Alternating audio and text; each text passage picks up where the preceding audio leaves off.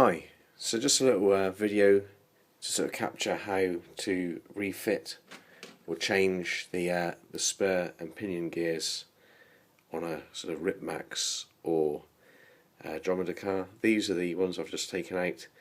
As you can see, there's not a lot of teeth left on there, and that's all chewed away entirely. So I've picked up some replacements from Model Sport UK. The RIPMAX ones are much cheaper. I think this is probably about £1.99 as opposed to sort of £4 or £5. This one's £1.40 as opposed to £1.99 or something like that. But they're interchangeable as far as I can tell. So the first job is to get them out of the packets, make sure they fit. So first of all, we'll get the pinion on.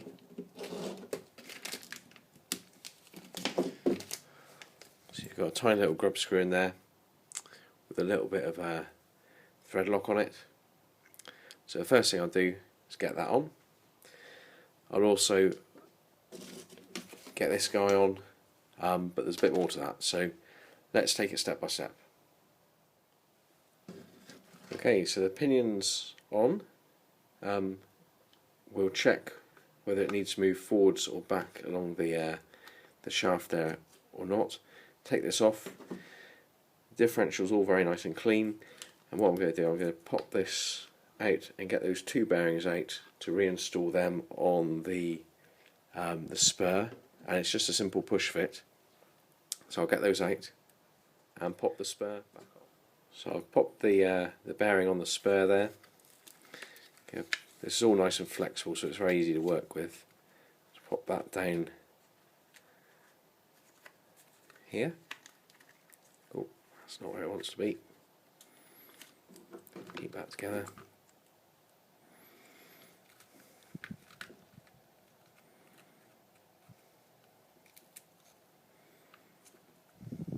Maybe that wants to be around the other way.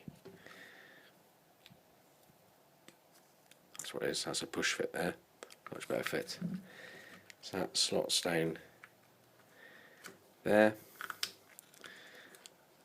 This pops back on here, so that's the little differential, or part of the differential.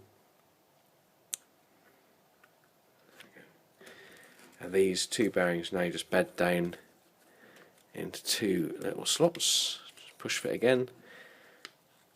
That's going to be screwed down there.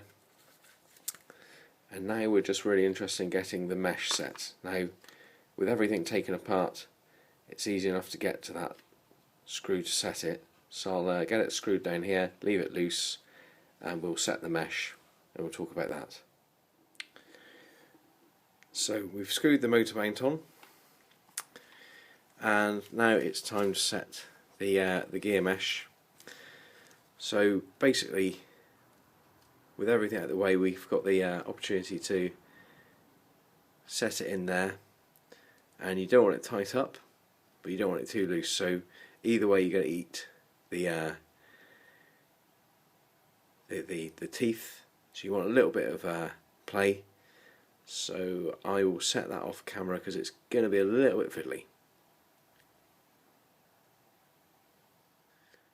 Okay, so we've set it. There's hopefully, you can see there's a little bit of play in there between the two before they engage, and hopefully that's about the right balance. So the only thing to do now really is to give it a little bit of lubrication, which I'm going to have a go with this. It's got Teflon in it, or PTFE, which I think is pretty much the same thing. Give it a little spray with that. I'll probably just spray the inside of the gear cover and get it back together, and then we can give it a go with the lipos. Okay, so everything's screwed back down together. The gear cover here, the gear cover here, and then really everything else just pops back together. On this side, you've got a little spring which pops in here first. Strangely, I seem to have lost the spring from the right hand side. I'm not sure if I ever had it. This little linkage or drive arm goes in there and finds its corresponding spot in the wheel. The strut arm simply pops back on here.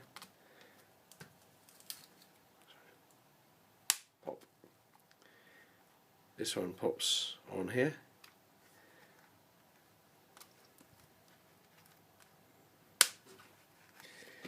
And likewise the other side. Obviously I don't have the little spring to pop into there.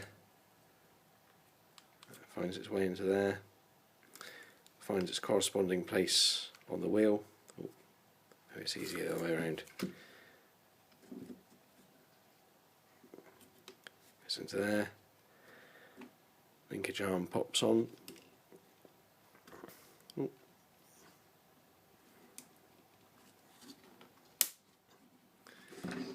Shock pops back on here.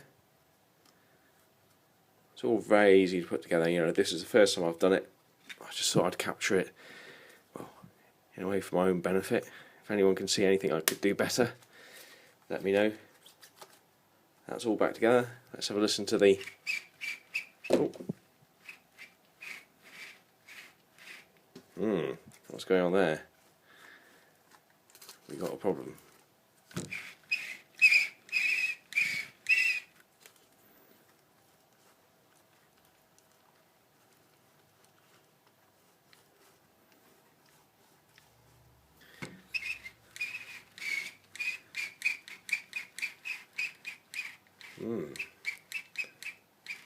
That might not be how it should be.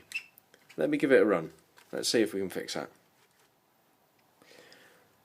So, not quite sure what was going on there, but I've taken off the gear cover. I'm wondering whether there's a bit too much gunge in there, or whether this gear is bigger. But without it, it runs very nicely. Power's on.